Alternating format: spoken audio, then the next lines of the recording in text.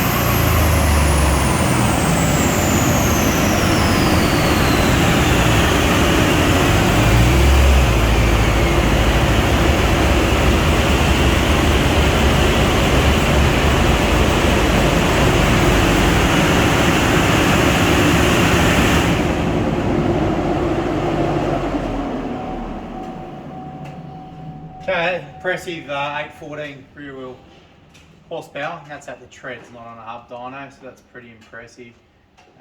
Go look at some stats as well.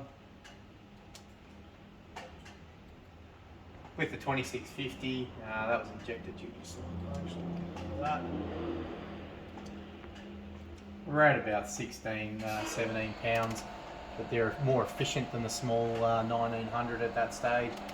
We had to wait for the run, the inch chiller, to do its work as well. That's why we waited a couple of minutes. So basically that's on 98 fuel, 800 rear wheel. That's a lot of power. It's probably over 1,000 at the engine. Next mods will be the bigger injectors, E85. It's all set up for that anyway. The pumps are done, everything else. We're just doing a prelim check. So hope the customer enjoys, and if you've got an LSA stuck away and you're a bit bored with it, or you've got that pesky block problem with a lot of them cracked, we can either put a dart block or we can machine our own sleeves here as well, and we can get to the next stage of modifications and get you up to the real horsepower. Thanks guys. Bye.